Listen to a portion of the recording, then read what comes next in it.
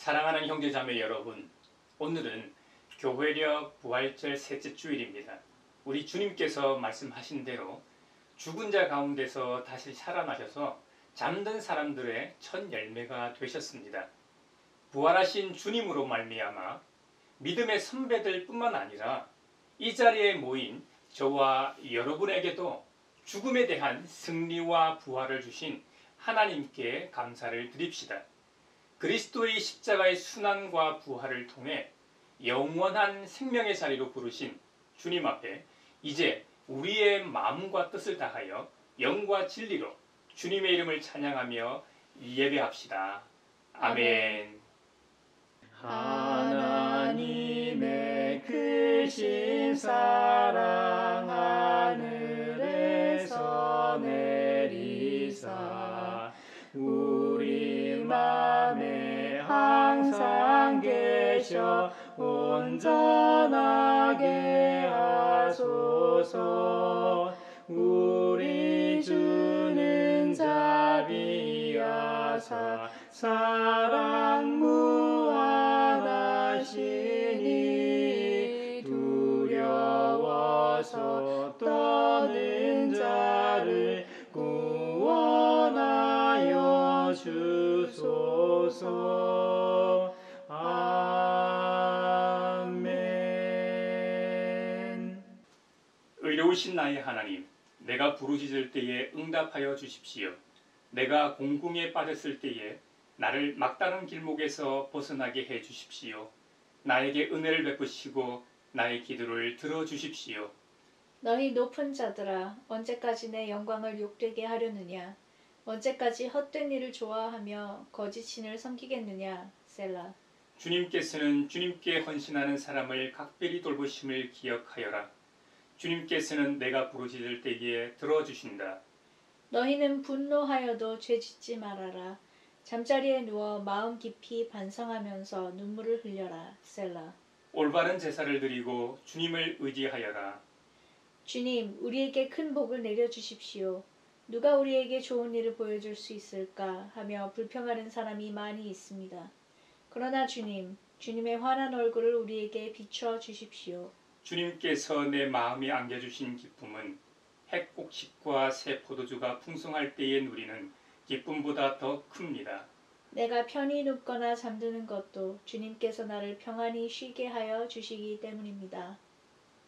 왕 되신 주 다 찬양하여라.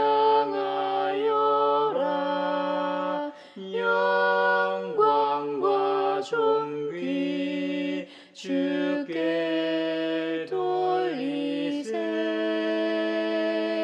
하늘 위에 높이 계신 주님, 주님의 말씀 존귀하도다.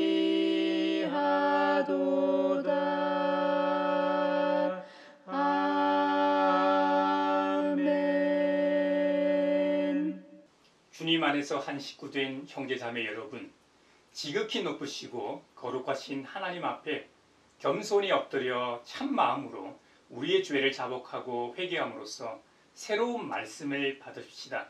용서하신다는 말씀을 의지하여 우리 죄를 고백하오니 용서하시는 하나님이시며 은혜로우시며 긍휼히 여기시며 더디 노하시며 인자가 풍부하신 하나님, 우리 죄를 용서하시고 모든 불의에서 우리를 깨끗하게 해주시옵소서.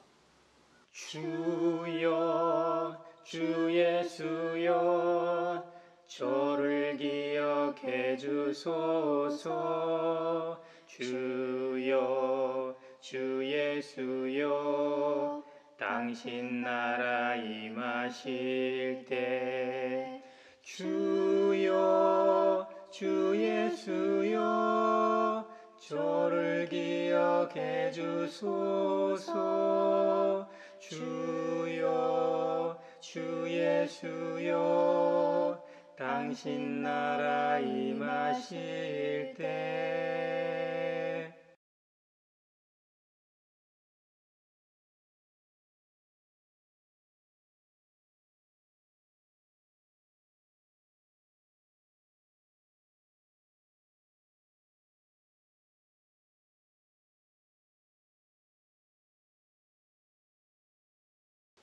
주님의 말씀이 여기 있습니다. 우리 중 누가 정죄의 자리에 설 수 있습니까? 오직 그리스도, 우리를 위해 죽으시고 다시 살아나신 주님뿐이십니다. 그 주님께서 이렇게 말씀하셨습니다. 나도 너를 정죄하지 아니하노니 가서 다시는 죄를 범하지 말라고 약속하신 우리 아버지 하나님께서 여러분의 죄를 용서하셨음을 주님의 이름으로 선언합니다. 아멘. 아멘. 찬미하여라 오 나의 영혼아 찬미하여라 거룩한 주 이름 찬미하여라 오 나의 영혼아 찬미하여라 거룩한 주 이름.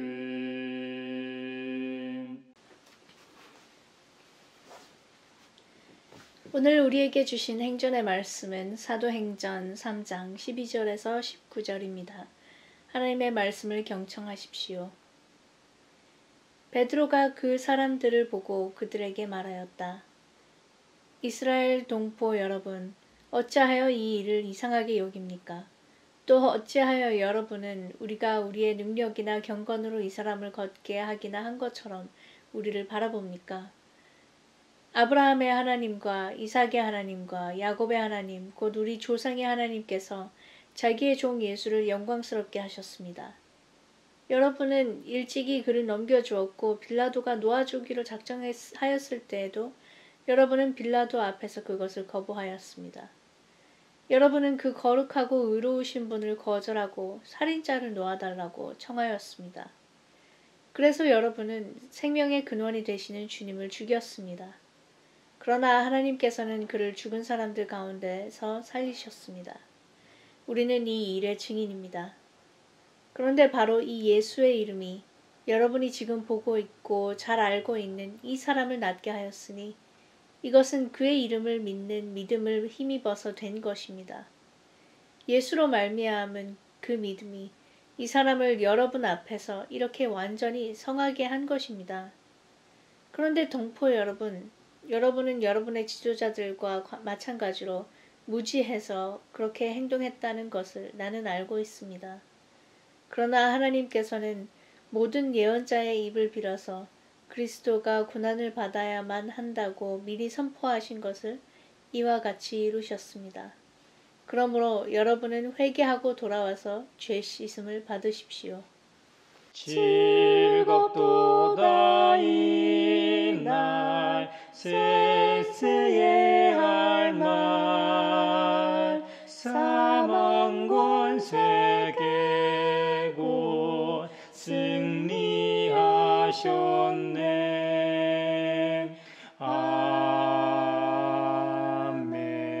아멘. 오늘 우리에게 주신 서신의 말씀은 요한일서 3장 1절에서 7절입니다. 하나님의 말씀을 경청하십시오.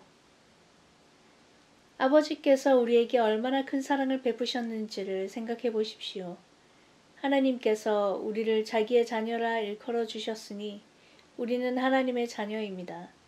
세상이 우리를 알지 못하는 까닭은 하나님을 알지 못하기 때문입니다. 사랑하는 여러분, 이제 우리는 하나님의 자녀입니다. 앞으로 우리가 어떻게 될지는 아직 밝혀지지 않았습니다만 그리스도께서 나타나시면 우리도 그와 같이 될 것임을 압니다. 그때에 우리가 그를 참 모습대로 뵙게 될 것이기 때문입니다. 그에게 이런 소망을 두는 사람은 누구나 그가 깨끗하신 것과 같이 자기를 깨끗하게 합니다. 죄를 짓는 사람마다 불법을 행하는 사람입니다. 죄는 곧 불법입니다. 여러분이 아는 대로 그리스도께서는 죄를 없애려고 나타나셨습니다. 그리스도는 죄가 없는 분이십니다. 그러므로 그리스도 안에 머물러 있는 사람마다 죄를 짓지 않습니다. 죄를 짓는 사람마다 그를 보지도 못한 사람이고 알지도 못한 사람입니다. 자녀된 이 여러분, 아무에게도 미혹을 당하지 마십시오. 의를 행하는 사람은 하나님의 이 의로우신 것과 같이 의롭습니다. 즐겁도다 이날 쎄쎄할 말 사망 권세 깨고 승리하셨네. 아멘. 오늘 우리에게 주시는 복음의 말씀은 누가복음 24장 36절로 48절입니다. 주님의 말씀을 경청하십시오. 그들이 이런 이야기를 하고 있을 때에 예수께서 몸소 그들 가운데 들어서서 말씀하셨다. 너희에게 평화가 있어라. 그들은 놀라고 무서움에 사로잡혀서 유령을 보고 있는 줄로 생각하였다. 예수께서는 그들에게 말씀하셨다. 어찌하여 너희는 당황하느냐? 어찌하여 마음에 의심을 품느냐? 내 손과 내 발을 보아라. 바로 나다. 나를 만져보아라. 유령은 살과 뼈가 없지만 너희가 보다시피 나는 살과 뼈가 있다. 이렇게 말씀하시고 그는 손과 발을 그들에게 보이셨다. 그들은 너무 기뻐서 아직도 믿지 못하고 놀라워하고 있는데 예수께서 그들에게 말씀하셨다. 여기에 먹을 것이 좀 있느냐? 그래서 그들이 예수께 구운 물고기 한 토막을 드렸다. 예수께서 받아서 그들 앞에서 잡수셨다. 예수께서 그들에게 말씀하셨다. 내가 전에 너희와 함께 있을 때에 너희에게 말하기를 모세의 율법과 예언서와 시편에 나를 두고 기록한 모든 일이 반드시 이루어져야 한다고 하였다. 그때 예수께서는 성경을 깨닫게 하시려고 그들의 마음을 열어주시고 그들에게 말씀하셨다. 이렇게 기록되어 있다. 곧 그리스도는 고난을 겪으시고 사흘째 되는 날에 죽은 사람들 가운데서 다시 살아나실 것이며 그의 이름으로 죄사함을 받게 하는 회개가 모든 민족에 전파될 것이다 하였다. 예루살렘에서부터 시작하여 너희는 이 일의 증인이다. 이것은 주님의 말씀입니다. 하나님 감사합니다. 즐겁도다 이날 쎄쎄할 말 사망 권세 깨고 승리하셨네. 아멘. 소외된 이들을 위하여 기도합니다. 오늘 20일은 장애인의 날입니다. 지체장애, 발달장애를 가진 우리 이웃이 배려받는 것뿐만 아니라 정당한 사회 구성원으로서 존중받는 사회 문화가 더욱 자리 잡게 하소서. 사회 시스템이 소위 비장애인을 위해서 작동하지 않고 소수의 다양한 구성원들도 함께 고려하여 작동하게 하소서. 장애인들이 차별받지 않는 사회가 모두에게 살기 좋은 사회라는 것을 기억하게 하소서. 주님께 영광 다시 사신 주 사망 권세 모두 이기시었네. 사회를 위하여 기도합니다. 도심부 일반 도로와 주택가에서 각각 시속 50km와 30km 이내로만 주행할 수 있게 하는 안전속도 5030이 시행되었습니다.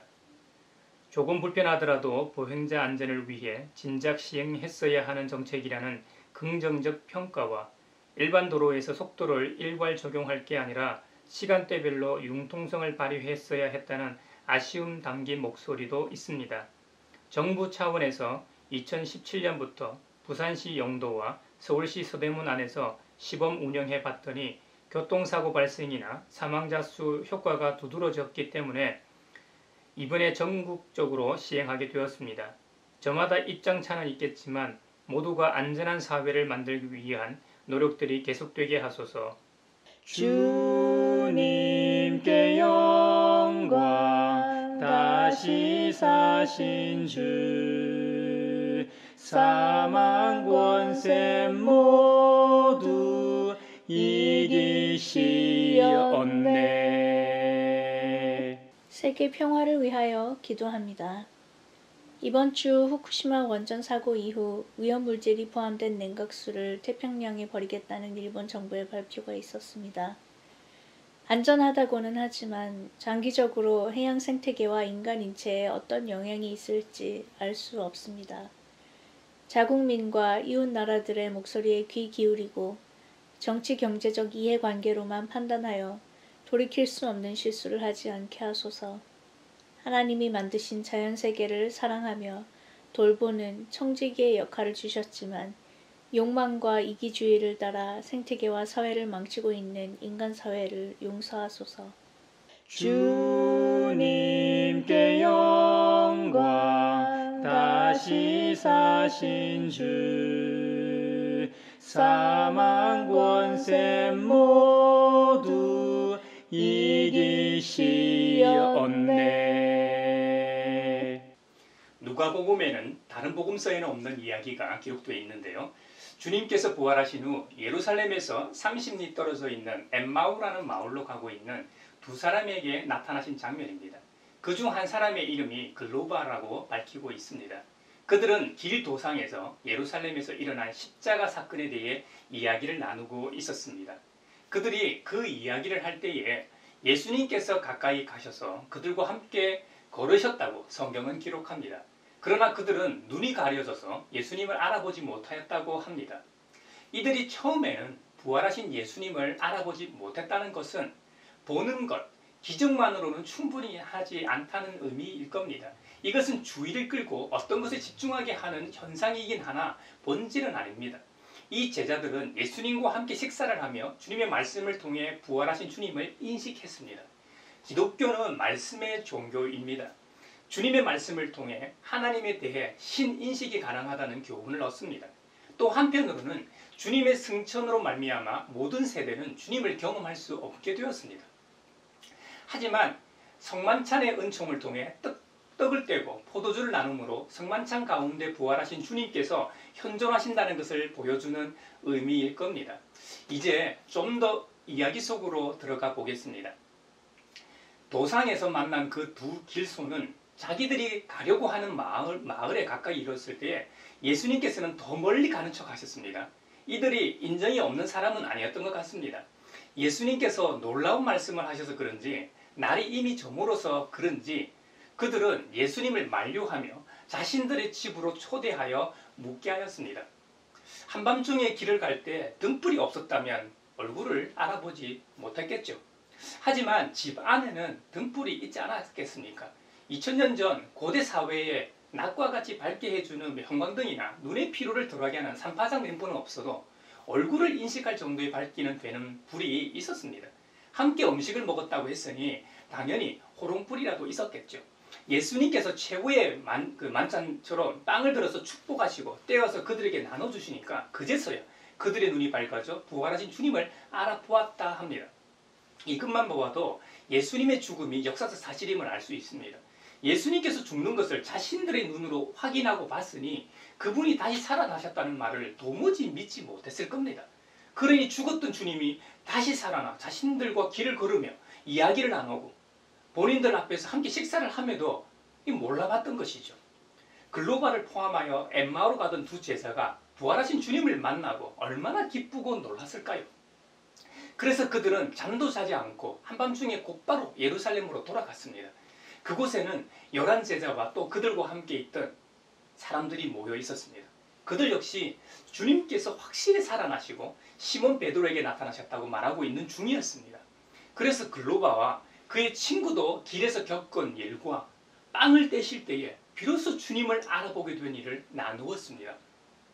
그들이 도상에서 주님을 만난 이야기를 하고 있을 때에 갑자기 예수님께서 몸소 그들 가운데 들어서서 말씀하십니다. 너희에게 평화가 있어라. 이 평화의 인사는 부활하신 주님의 시그니처입니다.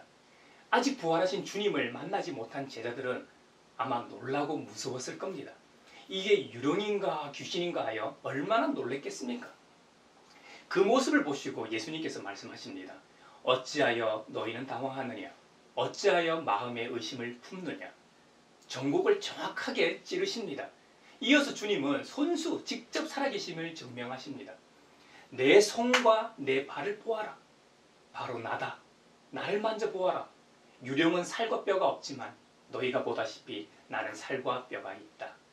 이제 좀 믿는 자들도 있었지만 아직까지도 이게 꿈인지 생시인지 헷갈려하는 이들을 위해 주님은 먹을 것을 좀 달라고 하십니다. 그래서 구운 물고기 한 토막을 드렸더니 예수님께서 그 생선구이를 맛있게 받아가 자주셨습니다. 이 자신들이 내어온 음식을 드시는 장면을 보고 믿는 이들도 있었을 겁니다. 사람은 저마다 환경과 처지, 가치관과 이 관점에 따라 부활의 현상을 다르게 받아들였습니다. 예수님께서는 중요한 말씀을 또한 하십니다. 내가 전에 너희와 함께 있을 때에 너희에게 말하기를 모세의 율법과 예언서와 시편에 나를 두고 기록한 모든 일이 반드시 이루어져야 한다고 하였다. 십자가 사건 이전에 말씀하셨던 그때를 떠올리게 하셨습니다. 여러분, 기독교는 말씀의 종교입니다. 하나님의 말씀인 이 성경이 없으면 기독교는 존재하지 않을지도 모릅니다. 창세기 1장 1절에서부터 시작하는 이 창조 사역은 오로지 말씀으로 이루어졌음을 기록합니다. 말씀의 현현을 강조하는 요한복음 1장 1절 이하에도 보면 태초에 말씀이 계셨다. 그 말씀은 하나님과 함께 계셨다. 그 말씀은 하나님이셨다. 그런 태초에 하나님과 함께 계셨다. 모든 것이 그로 말미암아 창조되었으니 그가 없이 창조된 것은 하나도 없다고 선포하십니다. 부활하신 주님은 계속해서 십자가 사건 이전의 말씀을 상기시키는 말씀을 하십니다. 이렇게 기록되어 있다. 곧 그리스도는 고난을 겪으시고 사흘째 되는 날에 죽은 사람들 가운데서 살아나실 것이며 그의 이름으로 죄사함을 받게 하는 회개가 모든 민족에게 전파될 것이다 하였다. 예루살렘에서부터 시작하여 너희는 이 일의 증인이다. 주님께서 온 인류의 죄를 대신해 십자가에서 죽으시고 우리를 의롭다 하시기 위해 부활하실 것을 성경에 기록해 놓았다는 것을 거듭 확인시켜 주십니다. 그리고 더 중요한 사실은 주님의 이름으로 죄사함을 받게 하는 회개가 모든 민족에게 전파된다는 겁니다. 그것도 제자들을 통해 예루살렘과 온 유대와 사마리아와 땅끝까지 이르러 말입니다. 그래서 너희가 이 일의 증인이라는 겁니다. 이것은 역사적 사실로 드러나 있습니다. 예수님의 제자들이 주님의 말씀처럼 십자가 사건과 부활의 증인으로 살지 않았다면 우리가 믿는 복음은 지금 존재하지 않을 겁니다. 물론 기독교도 존재하지 않았겠죠. 다른 수많은 이단 사이비들처럼 지금으로부터 2000년 전에 왕성했다가 시간이 지남에 따라 쥐도 새도 모르게 역사에서 사라졌을 겁니다. 그런데 지금 보십시오. 어떻습니까? 기독교는 시간이 지날수록 왕성해 왔습니다. 2000년 교회 역사 가운데 수많은 박해가 있었습니다. 복음이 들어가는 곳마다 새로운 혁명이 일어났습니다. 새로운 사상으로 인해 그 사회와 신분 제도의 일대 혁신이 일어났습니다. 그로 인해 기독교는 숙명적으로 핍박을 받고 순교의 피를 흘릴 수밖에 없었지만 말입니다. 기독교는 절대로 현실에 안주하는 종교가 아닙니다. 바울 사도의 말처럼 날로 새로워지는 것입니다. 우리의 겉사람은 낡아가나 우리의 속사람은 날로 새로워집니다. 또 고린도후서 5장 17절에는 그 유명한 구절, 누구든지 그리스도 안에 있으면 그는 새로운 피조물입니다. 옛것은 지나갔습니다. 보십시오, 새것이 되었습니다. 할렐루야, 아멘. 이것이 기독교입니다. 이것이 그리스도인의 삶입니다. 물리적인 시간은 흐를수록 겉사람은 당연히 낡아집니다. 우리가 아무리 규칙적으로 운동을 하고 좋은 약을 먹어도 노화를 지연시킬 수는 있어도 완전히 막을 수는 없지요. 하지만 시간이 흐를수록 우리의 속사람은 부활하신 그리스도로 말미암아 날로 새로워진다는 것이 기독교의 사상입니다. 우리는 주님의 말씀으로 인해 하나님께로 한 걸음 한 걸음 가까워지고 거룩하신 주님의 성품에 참여하게 되기 때문일 겁니다. 누가복음 마지막 부분에서 예수님께서는 죄사함을 받게 하는 회개, 즉 회개와 죄사함이 모든 민족에게 전파될 것이라고 선언하십니다. 오늘날의 세계는 크고 작은 분쟁으로 가득합니다. 그 중에 아주 극소수만 신문에 실립니다. 중국과 적 국경을 맞대고 있는 이 나라들과의 분쟁, 남중국해, 동중국해 분쟁, 일본의 후쿠시마 오염수 방류 관련해서 지지와 반대, 특히 군부 쿠데타로 고통받고 있는 미얀마 국민들, 코로나로 고통받고 또 억울한데 백신의 공급과 배분의 불공정, 국가, 인종, 정치, 가난, 경제, 패권을 놓고 싸우는 분쟁까지 이루 말할 수 없는 문제들이 많습니다. 이 모든 문제를 해결하는 것은 불가능합니다. 힘겹긴 해도 유일한 길이 있다면 그것은 회개와 용서일 겁니다. 회개와 용서로 문제 해결한다고 해도 이 사회나 세계 속에서 어디 가능한 일이겠습니까? 부활하신 예수님만이 그 문제를 해결하실 수 있습니다.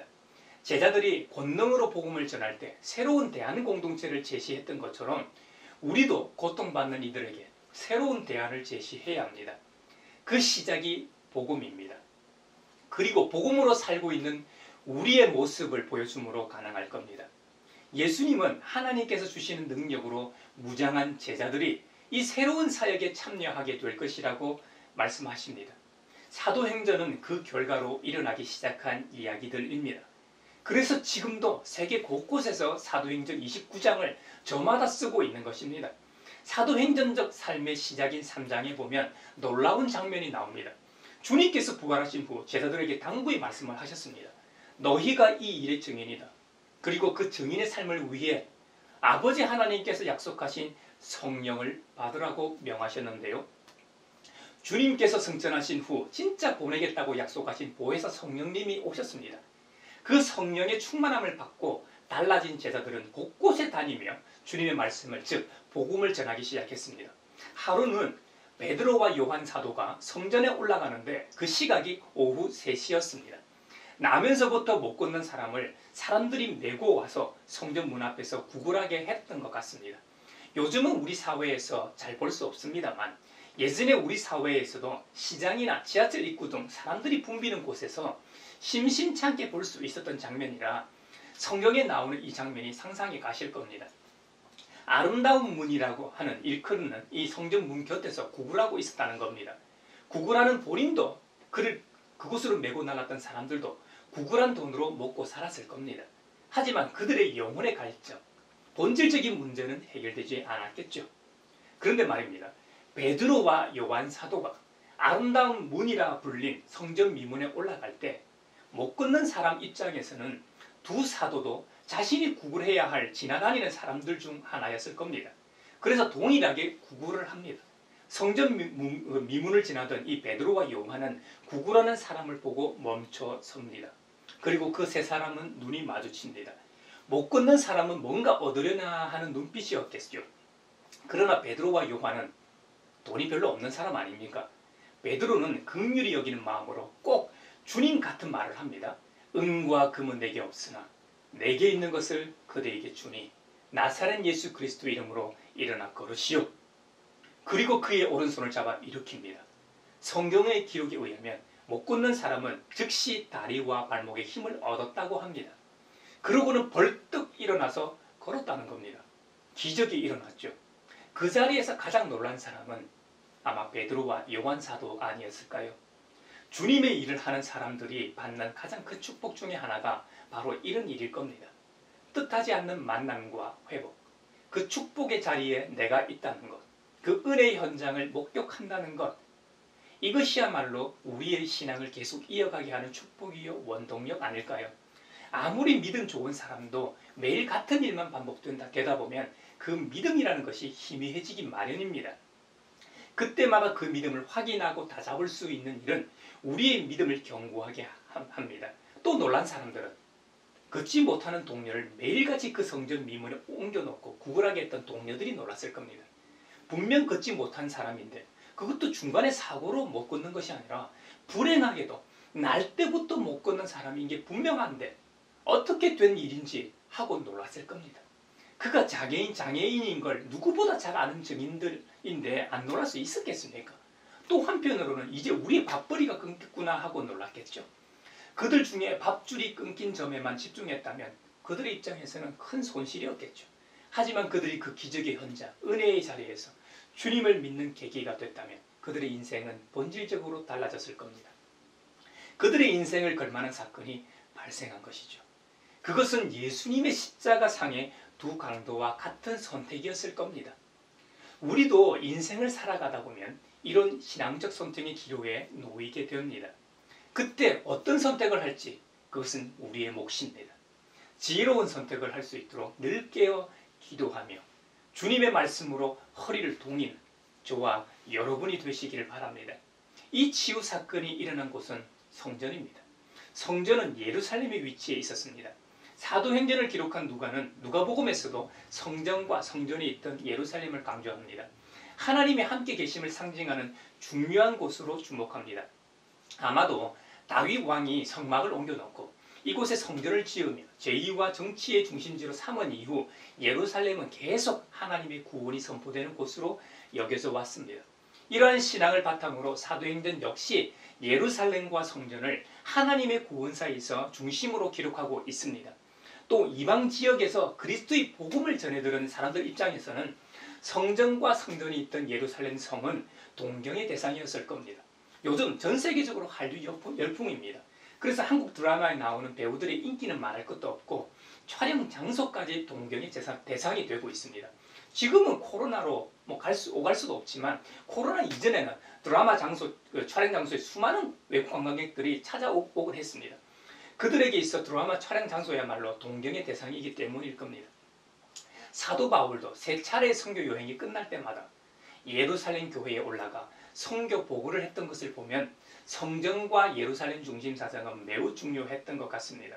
그런 의미에서 성전 미문에서 걷지 못한 사람을 고친 사건은 매우 상징적으로 보입니다.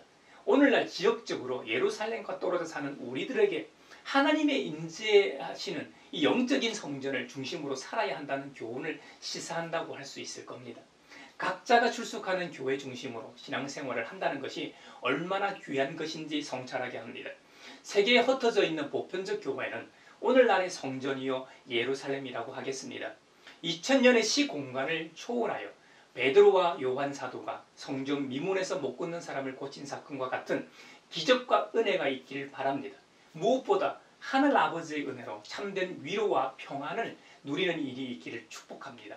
그로 인해 하나님께 영광을 돌리고 예수님께서 우리의 주님과 하나님 되심을 선포하길 바랍니다. 베드로와 요한 사도는 많은 사람들 앞에서 설교나 강연을 하던 사람이 아니었습니다. 그들은 물고기나 잡는 어부 출신이었습니다.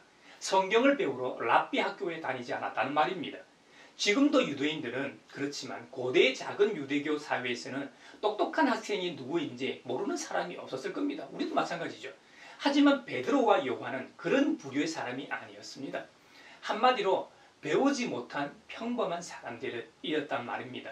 하지만 랍비 학교에서 교육받은 엘리트들이 가지고 있지 못한 능력과 비밀을 베드로와 요한 사도는 가지고 있었습니다. 그 능력과 비밀 덕분에 책으로 배운 지도자들보다 훨씬 뛰어난 설교를 할 수 있었습니다. 그들은 이 땅에 오신 하나님이신 예수님과 함께 있었습니다. 느헤미야 선지자는 하나님을 알고 기뻐하는 것이 우리의 힘이라고 하였습니다. 주님을 아는 것이 우리의 능력입니다. 하물며 12제자들은 3년간 밤낮으로 함께 다니며 그분이 기도하는 것을 보고 듣고 배웠습니다. 주님이 성경을 읽는 방식, 성경을 푸는 방식, 성경의 내적 메시지를 끌어내면서 거기서 자신의 소명을 발견했을 겁니다. 요즘 말로 하면 신선하고 창의적인 방식을 익혔을 겁니다. 주님이 계실 때는 주님께 배운 것들이 발현되지 않았습니다. 하지만 주님께서 떠나시고 약속하신 성령을 받고 나서는 완전히 달라졌습니다. 주님께로부터 배웠던 모든 것들이 나타나기 시작했습니다. 그들 자신도 몰랐던 영적 내공이 발현되기 시작했던 것이죠. 그전에는 복음을 전하러 둘씩 내보내셨지만 귀신도 못 쫓아내고 오히려 무서워서 도망오곤 했었는데 지금은 완전히 달라졌습니다. 담대할 뿐만 아니라 명쾌하고 예리한 언변까지 갖추고 있었습니다. 그래서 당국도 적잖게 놀랐던 것 같습니다. 이 모든 능력은 성령께서 함께 하셨기 때문에 가능했을 겁니다.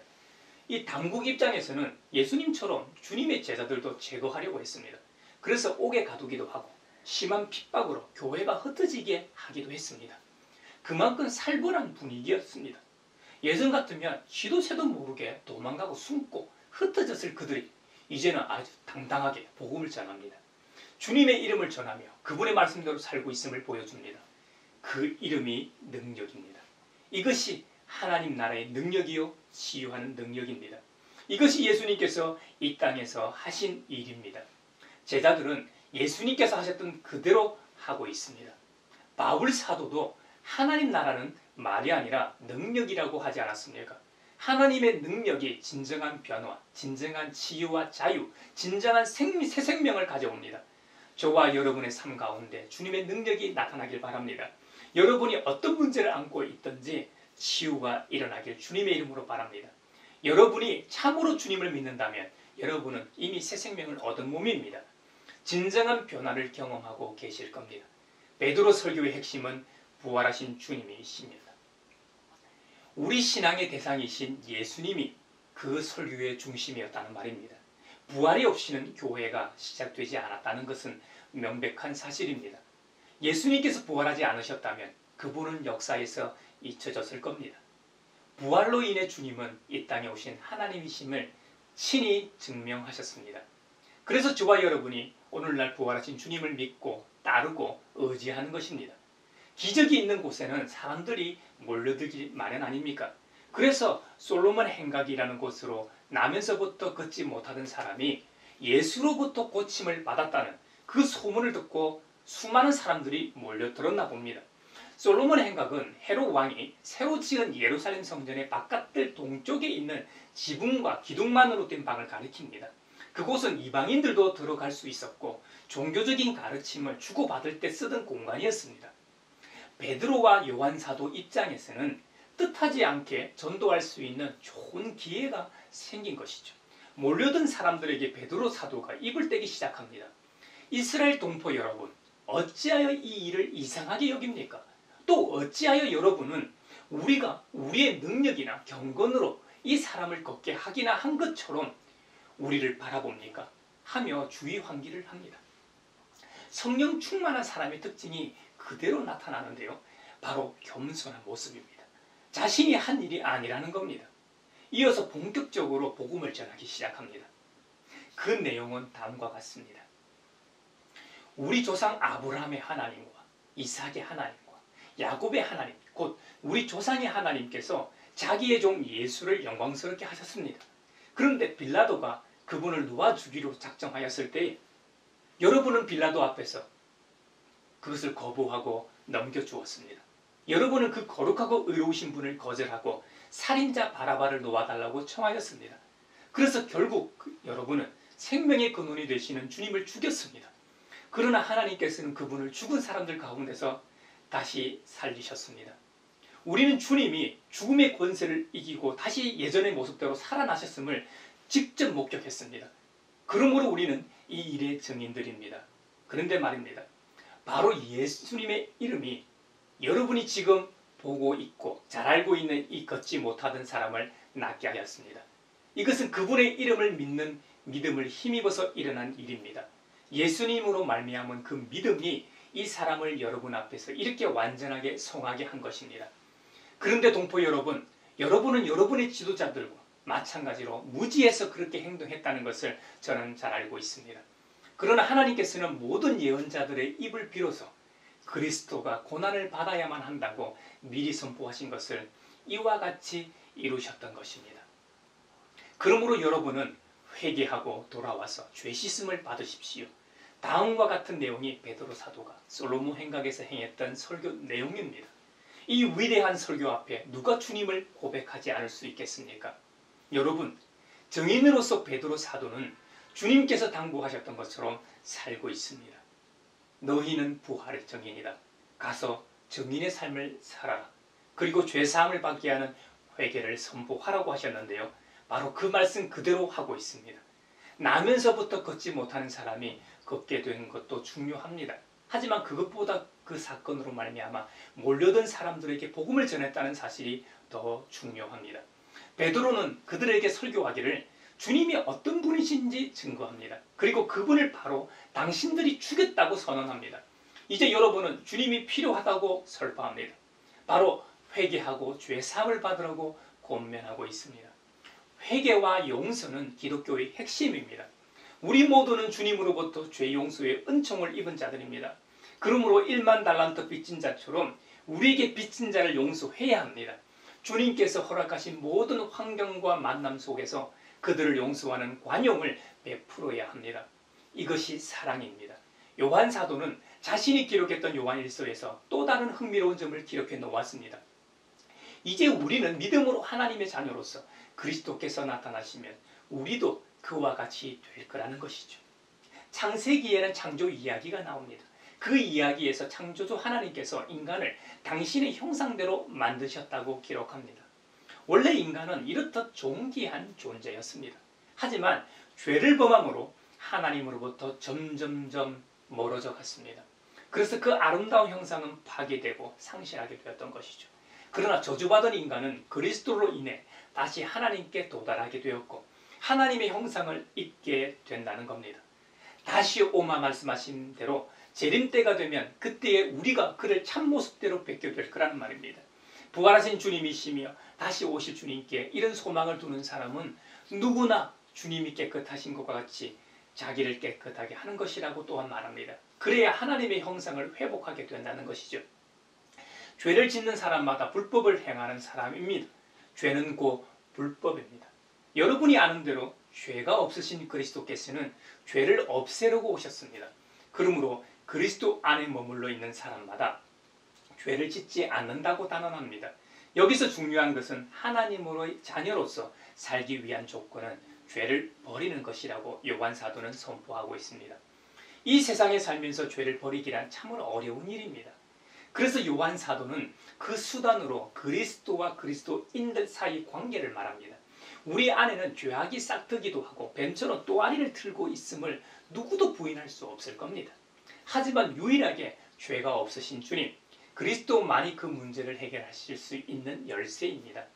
그래서 항상 죄에게 노출되어 있는 우리는 죄가 없으신 주님 안에 거해야 하는 것이죠.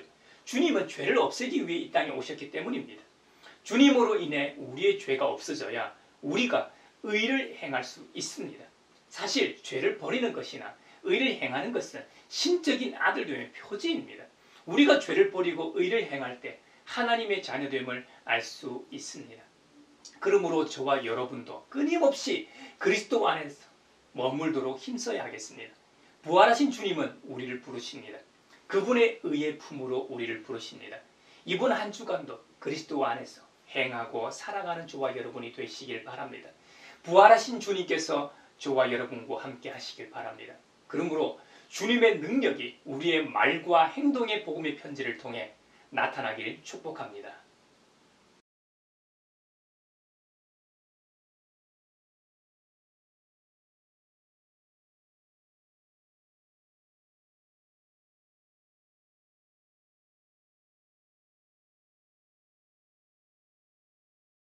나의 하나님 받으소서. 주께 드리는 이 예물을 소리 높여 감사로 주께 드리네. 아멘. 여기에 모인 우리는 우리의 믿음의 역사와 사랑의 수고와 우리 구주 예수 그리스도에 대한 소망의 인내를 여기 연보에 담아 올려드립니다.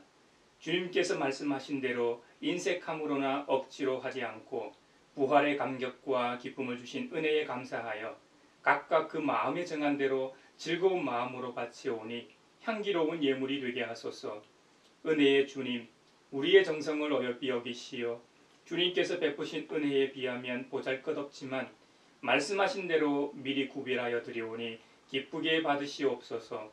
우리의 가진 것이 비록 적어도 바치는 기쁨은 더 커지고 버는 것이 적어도 나누는 즐거움은 더욱 넘쳐 우리 믿음의 소문이 각처에 퍼지게 하소서.